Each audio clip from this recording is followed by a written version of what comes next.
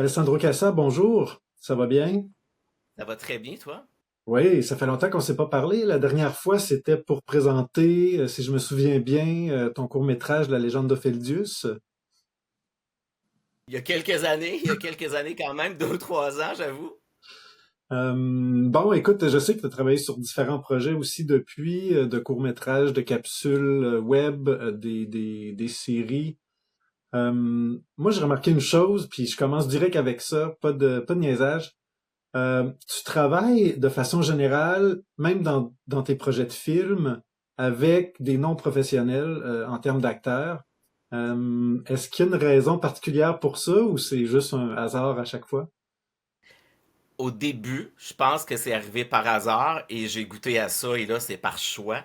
Je te dirais que travailler avec des gens qui ont jamais fait ça, ils arrivent avec des acteurs professionnels, les comédiens sont capables de le faire aussi, mais des gens, des novices ou appelle ça comme tu veux, ont cette fraîcheur-là, cette volonté-là qui est très intéressante.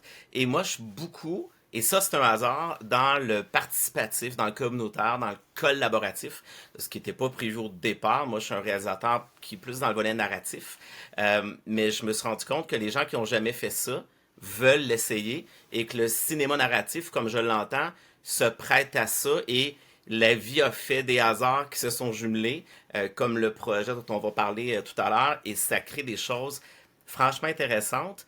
Ouais, j'aime ça. J'aime ça beaucoup, je t'avoue, c'est un défi. C'est un défi. Puis je dis pas que c'est mieux ou que c'est pire, mais moi, ça me stimule beaucoup. Ouais. Puis, j'imagine évidemment que les acteurs sont parfois un peu plus... il doit y avoir plus de répétitions qui doivent être faites ou plus de prises.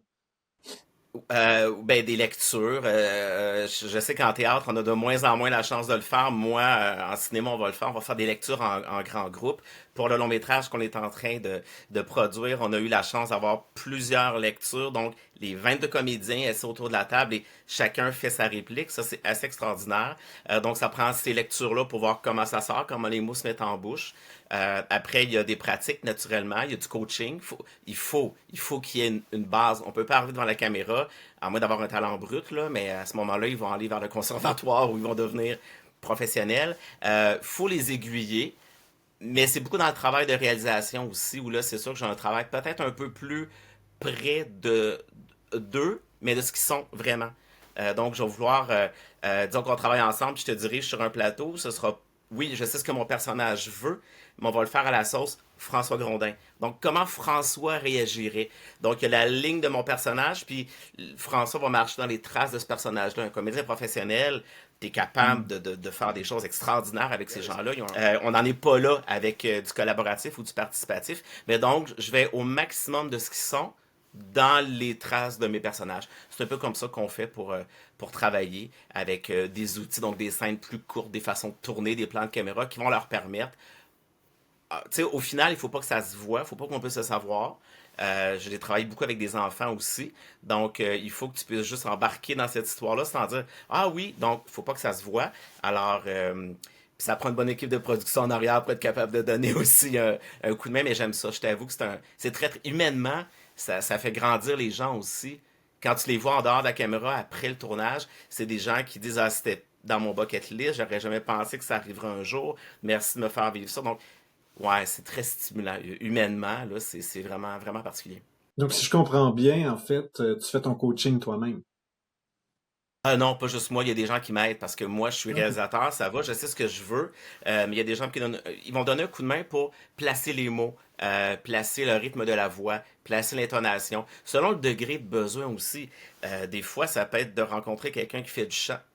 Ça peut être de rencontrer un chorégraphe de danse. Ça peut être quelqu'un qui va... Tu sais, ça peut être dans différentes sphères pour voir qu'est-ce qui va aider le plus la personne à se placer dans l'état d'esprit. Parce que tout le monde tu sais, il y a des émotions qui sont universelles, fait qu'on est capable d'aller chercher cette émotion-là. Puis là, ben, c'est de voir comment je l'avais dans le personnage. En fait, le but, c'est de pas surjouer. Puis c'est pas de jouer non plus, c'est de livrer. Mais non, je me fais aider parce que je suis pas un homme orchestre à 100%, je te dirais. Puis moi, je suis mauvais comédien. Je suis pourri. Donc, moi-même, j'ai été coaché. Je joue dans le long métrage. Et j'ai été coaché parce que sinon, ça serait pas bon. Ça prend vraiment des gens pour aider, là. Bon, écoute, on va présenter à tout le monde les deux projets dont on est en train de parler. Question que les gens sachent un peu où on s'en va avec ça. Donc, si j'ai bien compris, c'est deux projets qui sont interreliés. Ouais, les deux projets de capsule, oui, donc je t'en reparlerai, mais c'est oui, des aînés et des adolescents, là, les deux sont jumelés, ouais. Donc, le premier, c'est des beaux jeux de mots d'ailleurs. Le premier s'appelle Solidar, donc je comprends que c'est pour solidaire. Et le deuxième s'appelle Territoire, donc territoire.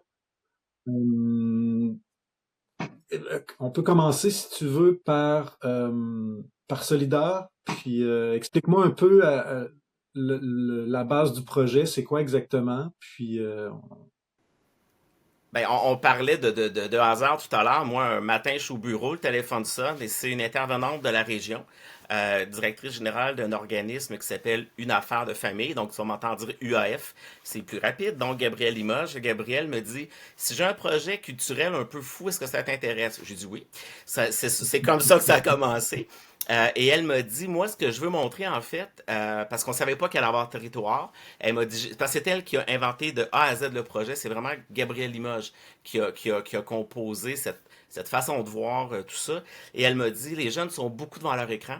Ça sera le fun de les faire passer derrière l'écran pour qu'ils voient comment ça fonctionne. Et ça serait bien aussi, puisqu'on est en région éloignée, puisque, bon, tous les enjeux, qu'on crée un tissu de solidarité. C'est pour ça que je l'ai appelé Solidar, pour qu'il y ait un tissu de solidarité, mais solide. C'est pas juste le mot solidarité comme solide. Ça serait par des capsules et les jeunes feraient tout. Je peux pas dire non à un projet comme ça. C'était un projet qui était financé par le gouvernement du Québec, donc sous le chapeau du ministère de la Culture. Comme je suis artiste professionnel, j'étais admissible, fait que j'ai fait ben oui, super intéressant, on se lance. quand tu dis les jeunes font tout, est-ce que tu veux dire qu'ils ont aussi comme participé, mettons, à la prise de son, à ces choses-là? Ou... OK. Les choix, ils ont été, au générique, on le voit, ils ont été costumiers, script, aide réalisateur, bouncer pour laisser passer les gens sur le plateau, téléphone, tout, tout. C'est extraordinaire. Écoute, on s'est vu tous les mardis pendant un an sur ce projet-là, sauf l'été, parce que l'été, on tournait. Euh, ouais, ouais. Et ce sont des gens qui n'avaient jamais fait. Il n'y avait aucune idée là, de ça dans quoi ils se lançaient. Il y a vraiment, en fait, une sorte de continuité avec, je parlais de la légende de Feldius tantôt, mais aussi avec ton autre projet de série web ou de capsule web, je suis plus sûr à 100%, sur les enfants d'Homedale, où tu rencontrais encore là les enfants à chaque semaine, puis ils avaient contribué un peu à tout Choisir, ben, tu vois, les enfants, sauf une très courte parenthèse, c'était dans ma trilogie jeunesse de choisir des thèmes qui les inspiraient. Et ma trilogie sur un alchimiste qui fait des potions. Et c'était de trouver, d'inventer 9 potions, donc 9 nouvelles potions en fonction de ce que eux voulaient, mais ils devaient inventer les ingrédients, donc tout, encore une fois. J'aime ça emmener la matière, mais emmener en fait, je te dirais, la caméra, le comment on va le tourner, puis que les gens me proposent des choses. C'est certain que quand les jeunes m'ont dit ça prend des larmes de licorne, bon, là, il faut que tu en trouves. Faut que tu les synthétises, ça prend des images. Mais bon, on a trouvé des larmes de licorne. C'est très rare d'ailleurs. Et quand on leur a projeté, c'est des capsules narratives sans aucune narration, parce que narratif ne veut pas dire avec narration, mais veut dire que l'image parle d'elle-même. Et je me dis, ah, c'est des jeunes, on parle de 2, 3, 4e année du primaire. C'est l'école Notre-Dame à Huntingdon. Comment ils vont prendre ça? Écoute, ils voyaient. Moi, j'avais ajouté des choses et ils me disaient, ah oui, il y a ça. C'était hallucinant. Les enfants sont extrêmement intelligents, ça, on le sait, mais ils ont une intelligence de regard au niveau du cinéma. Ils voyaient tout. Et c'est un petit peu sans le vouloir, c'est ce qui s'est passé avec Solidaire, puis par la suite avec Territoire, ben de dire on va vous donner la parole, mais on va vous donner aussi le médium. J'ai fait des formations, on a coaché, mais vous allez le faire.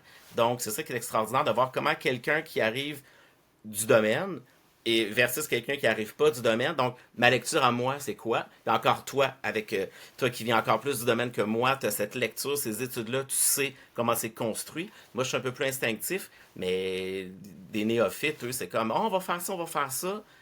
on va l'essayer. Puis après, c'est dire pourquoi oui, pourquoi non. Mais ouais, c'est un peu la suite logique. On aurait dit que c'est scénarisé tout ça, mais c'est un cadeau, là. C'est un pur hasard, là.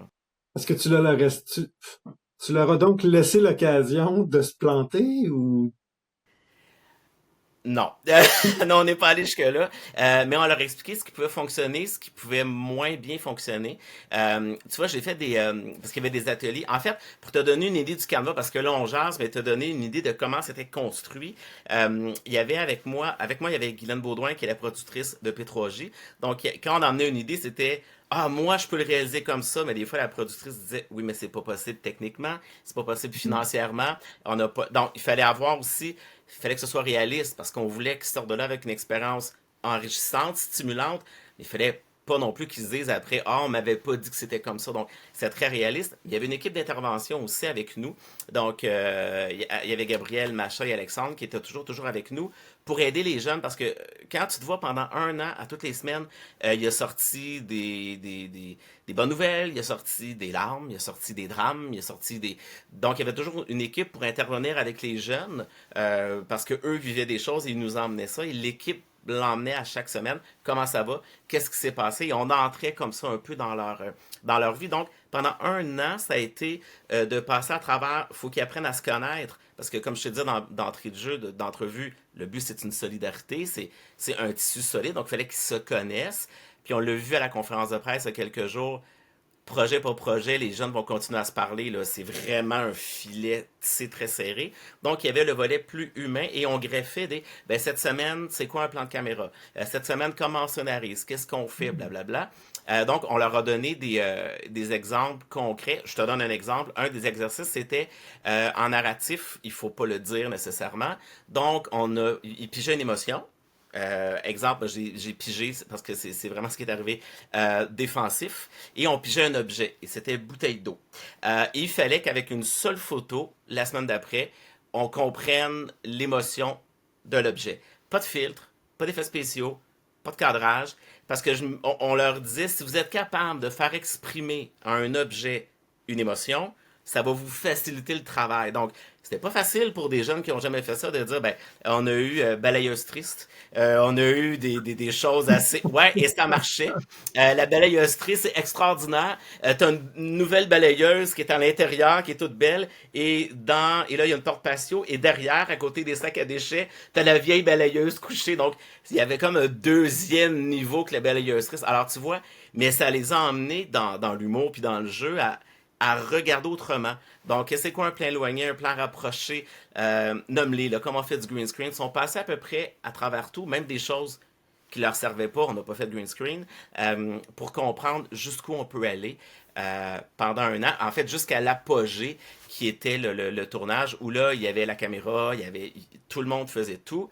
Et jusqu'à la prise de son après, qu'on a fait les narrations, où des gens qui ont jamais fait ça, on dit, ben, OK, on va faire le son, mais ils ont écrit leur texte. Il fallait que ça ait du sens. Il fallait visiter des lieux. Donc, écoute, c'est un travail. Je l'ai dit, c'était mon plus grand défi des 20 dernières années. Mais je pense que pour eux autres aussi, ça a été tout un défi. Ils ont travaillé fort. Mais puis là, on parle des jeunes, mais il y a un autre groupe après qui s'est greffé à tout ça, là. Ben, c'est là que je m'en allais, en fait, parce qu'il n'y a pas juste des jeunes dans ce projet-là. Non, c'est ce qui est. Tu vois, Gabriel Limoges de UAF, son slogan, c'est un organisme, un de ses slogans, pour les 0-101 ans. Mais souvent, on va dire ça, mais elle, c'est vrai. Ils ont de la petite enfance, ils ont des activités pour tout le monde, et elle nous a dit, hey, ça serait bien si on greffait à ces jeunes-là des aînés qui, eux, ont une tablette, Internet. Donc, le jumelage de ces deux-là. Et l'idée de Gabriel, c'était ben, briser l'isolement des personnes âgées, mais aussi de faire un tissu entre les jeunes et les moins jeunes. Donc, je me disais, qu'est-ce que ça va donner? Tu sais, les gens ne se connaissaient pas, ni entre les jeunes, ni entre les aînés, encore moins dans le groupe. Après 2 sessions, 2 soirées, on s'est dit, OK, on va perdre le contrôle. Ça a commencé à parler, à se jumeler, à échanger. Puis, je vais te montrer les notifications, ça marche comme ça. Moi, j'ai pas de cellulaire, mais j'ai un poêle à bois. C'est vrai, là, je cite mon ami Benoît. Mais ça a été tellement enrichissant parce qu'il a fallu qu'on s'entende sur trouver 12 lieux. Et parce que l'idée, c'était ça, en fait. C'était de tourner 12 capsules par génération. Donc, 12 pour les jeunes, solidaires, 12 pour les plus vieux, territoires, mais pas les mêmes images, mais les mêmes lieux. Donc, pas le même regard. Alors, moi, en tant que réalisateur, c'est là que j'ai emmené le qu'est-ce que les jeunes voient, qu'est-ce que les aînés ont à dire. Donc, on est allé sur, ben moi, je te donne un exemple, Saint-Anicette, donc la municipalité de Saint-Anicette, belle petite municipalité sur le bord de l'eau, c'est magnifique. Mais qu'est-ce que les jeunes ont à dire de ça? C'est quoi l'enjeu de vivre en région quand t'as pas d'auto, quand il n'y a pas toujours du transport en commun? Il y en a avec la MRC, mais bon, c'est pas les horaires toujours que les jeunes ont besoin, même si le service est extraordinaire. Et quand t'es aîné, c'est quoi? Est-ce que je connais bien ce lieu-là? Donc, on n'a pas les mêmes dînages. Alors, ça voulait dire des tournages assez longs parce qu'il fallait pas tourner les mêmes plans. Merci aux scripts qui m'ont aidé. Et c'était le regard des jeunes et le regard des aînés sur chacun des lieux qu'on a tournés. Donc, les deux séries, et ça, c'était pas voulu au début, mais on en a l'idée, puis Gabriel a dit oui. Comme les jeunes et les aînés se parlaient, les deux séries se parlent. Alors, on a la capsule territoire, la capsule solidaire sur Drôlard, sur Sainte-Barbe, mais c'est pas les mêmes choses qui sont dites. Et c'est ce qui s'est passé, dans le fond, pendant cette année-là, où les gens ont appris. Et là, les gens s'apprenaient des choses. Ah, moi, je vais dans ce restaurant-là depuis que je suis petite. Oui, mais savais-tu que ça a passé au feu? Donc, jamais, moi, j'aurais pas des recherchistes qui auraient fait ce travail-là, mais on avait des gens du milieu, donc tu vois, le projet s'est enrichi de lui-même, puis je pense que c'est ce qui a avantage Gabriel quand elle a inventé les deux projets et les titres, et quand elle a pensé à ça, je pense que c'est ce qu'elle voulait. Oui, des capsules professionnelles, c'est pour ça que P3J était sur le projet, mais un côté humain très fort, très très fort derrière tout ça. Là. Donc les deux séries ont le même nombre d'épisodes, Ouais, 12. 12, et il y en a chaque semaine qui vont arriver, c'est ça? Oui, en fait, à partir de cette semaine, on diffuse. Pour la conférence de presse, on a triché un peu, on a diffusé deux capsules, mais une faite par les jeunes et une faite par les aînés, et pas le même lieu, pour qu'on puisse découvrir pas le même lieu, mais plusieurs lieux. Mais à partir de cette semaine, ça va être une capsule. Donc, sur le site de P3G, sur le site de UAF ou sur le Facebook de UAF également, le même lieu, mais vu par les deux générations. Donc, il va toujours avoir cette dualité-là. On va pouvoir voir, ou je devrais dire plutôt cette complémentarité-là. On va toujours voir comment les jeunes voient ça, comment les aînés voient ça. C'est eux qui parlent, c'est leurs mots, c'est leur texte. Des fois, il y en a qui voulaient écrire, mais ils ne voulaient pas parler. Il y en a qui voulaient pas parler, mais ils voulaient écrire. Donc, il y en a qui ont des fois lu leur texte. Donc, alors, mais ça vient d'eux et c'est ça qui est extraordinaire. Et on avait fait ça aussi avant le tournage parce qu'il fallait s'entendre sur quel plan on tourne, où on va tourner, qu'est-ce qu'on a à dire. C'est des capsules de 4 minutes. C'est assez long en narratif pour des gens qui devaient commencer à le faire. Donc, en tout et partout, c'est un projet de 24 capsules. Quand même, 24 capsules de 4 minutes, c'était un beau projet. C'était long dans le sens qu'on avait beaucoup de choses à faire et on l'a étiré au maximum. Et tu vois, jusqu'à la conférence de presse, ils ont aidé à faire les textes, à se placer, à parler. Donc, c'est pour dire, ben, on a fait de A à Z un projet, puis on l'a réussi. Et tabarouette, on est bon. Moi, à 14 ans, j'ai fait ça.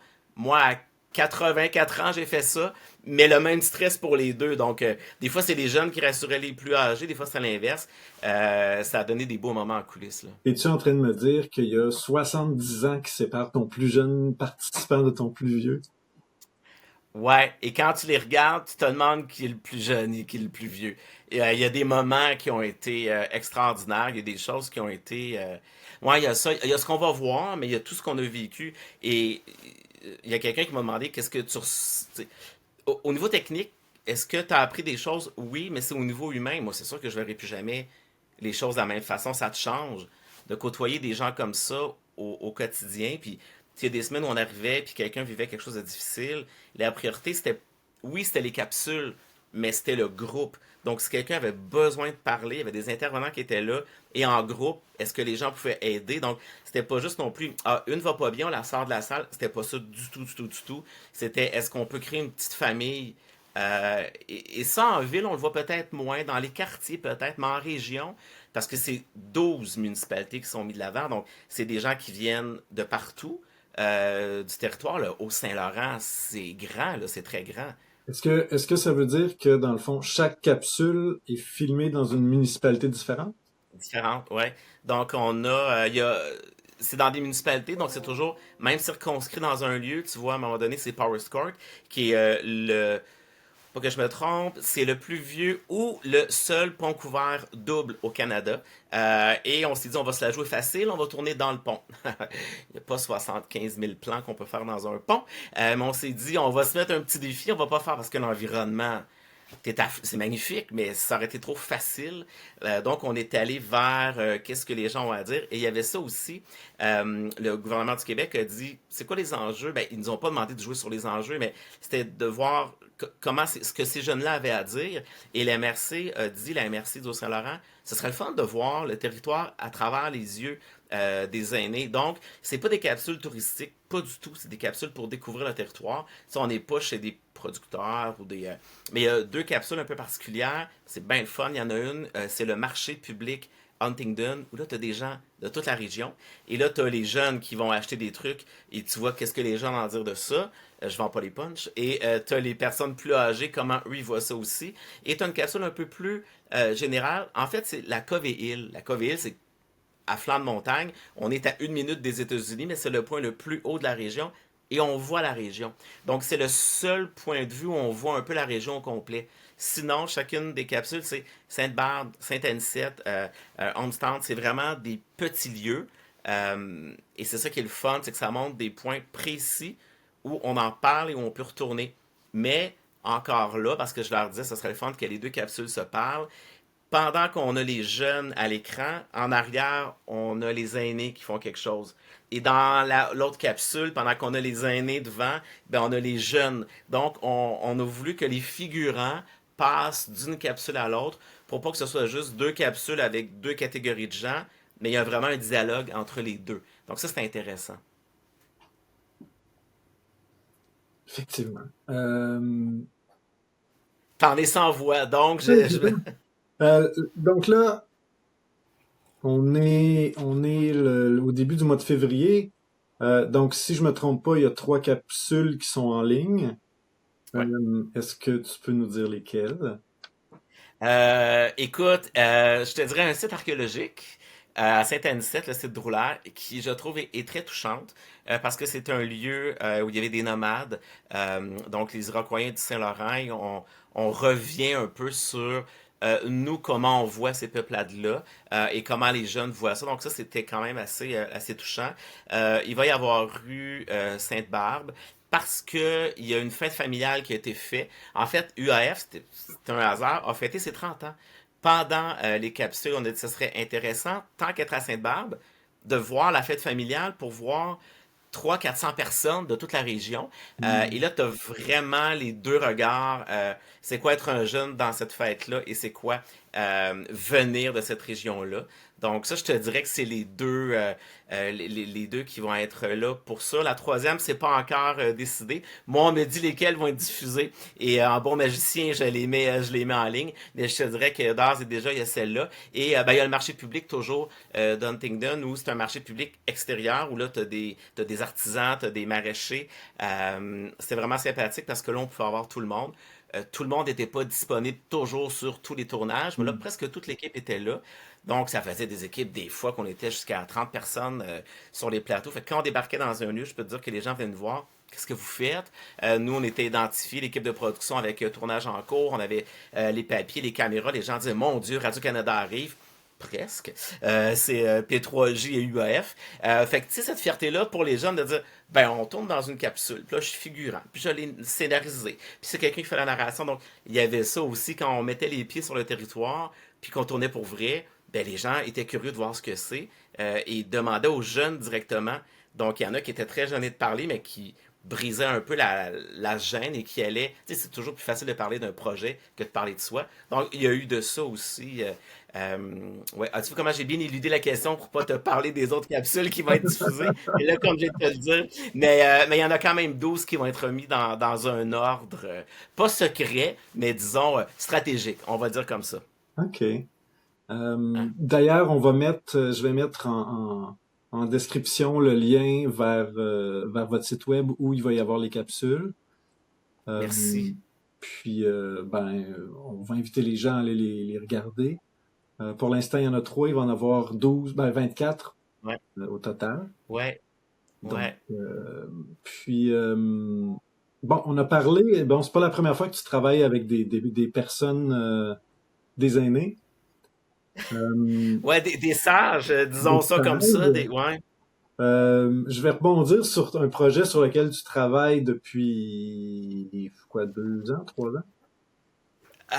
Ben, depuis, ouais, fin 2020. Ouais, Donc, tu sais d'où je m'en qui va vais, se hein? terminer en 2026. Ouais. Ouais, donc tu as un long métrage qui s'en vient, que tu tournes en grande partie avec des personnes d'un âge vénérable. Ouais. Peux-tu me donner deux, trois phrases? On va finir là-dessus. Oui, ben des personnes d'un âge vénérable qui sont plus en forme que nous. Tu vois, pour faire ça rapidement, c'est sur ma trilogie jeunesse. Donc, j'ai écrit une trilogie, Le Professeur Archéreus Dumdale et ses potions incongrues. Quand je l'ai écrit, j'ai pas réalisé que les personnages avaient plus que 70 ans. Je l'ai écrit, c'est tout. C'est des notables dans un village. Mais tu sais, c'est des personnages, mais j'ai mis un âge, mais j'ai jamais pensé qu'on allait devoir tourner ça un jour. Étant illustrateur aussi, je voulais faire un film d'animation. Donc, en rotoscopie, on travaille avec des personnes âgées. La moyenne d'âge est de 70 ans. La plus âgée a 88 ans. Mais non, mais elle est plus en forme que nous. L'âge n'a rien à voir. Et c'est des gens qui n'en ont jamais fait. Et tous les gens viennent du Centre d'action bénévole de Beauharnois. Donc, c'est des bénévoles en plus qui aident d'autres gens. Donc, t'as 70, 80, puis t'es bénévole pour aider d'autres personnes. Moi, je trouve ça extraordinaire. Et on leur a demandé de personnifier pour nous aider en rotoscopie à faire les personnages. Donc, long métrage non commercial, c'est ce qui est extraordinaire. Donc, il va être diffusé gratuitement dans les écoles ou un peu partout grâce au crédit d'impôt de la SODEC. Donc, ouais, ça c'est tout un projet. Ça va être, tu sais, la trilogie c'est 10 ans de ma vie. Là, ça fait 10 ans que c'est sorti. Et je peux même te donner un scoop. C'est confirmé. Ouais, il va y avoir en 2026-2027 une exposition pendant presque 6 mois à la Maison Le Paillard à Châteauguay avec les costumes, des extraits, des bouts de décor où les gens vont pouvoir aller voir comment j'ai fait le film, à quoi j'ai pensé, comment je voulais faire ça, c'est quoi la rotoscopie, donc un peu tout ce qu'on discute là va être illustré. Donc une belle invitation que j'ai eue de Karen Lenderman d'aller faire une expo là. Donc ça, il y a eu la trilogie, il y a le film et là ben, les gens qui ont été bénévoles, parce que c'est des bénévoles qui font le projet, vont être dans un musée. Fait que je trouvais que c'était le fun de les immortaliser par la caméra et de les avoir aussi dans cette expo-là. Donc, ouais, c'est très court, là, mais ça donne une idée de Ouais, tout ça. on a encore le temps d'en reparler. Je sais que le projet avance. On voit à l'occasion des images du Oui, tournage qui passent sur vos réseaux sociaux. On pourra mettre aussi le lien si ouais, les gens ont envie d'aller jeter un coup d'œil. merci. Ouais, ils sont extraordinaires. Je leur dis merci. Sans eux, il n'y aurait pas le projet. Donc, je regarde ça depuis qu'on discute, mais je suis assez chanceux, hein. Je fais des projets avec des gens qui veulent, puis qui... Ouais, je suis assez chanceux. Mais c'est intéressant, tu sais, tu travailles sur des projets, pas toujours, mais sur divers projets qui mettent en contact des gens d'âge, de générations différentes, puis en même temps, ben, pour toi, c'est un peu le même concept parce que t'es ni de l'une ni de l'autre des générations, souvent des gens avec qui tu travailles. Donc, Merci. pour toi aussi, non, C'est vrai. non, mais pour toi aussi, ça t'amène probablement cette occasion de voir un peu aussi le monde qui t'entoure d'un point de vue d'une Complètement. génération différente aussi.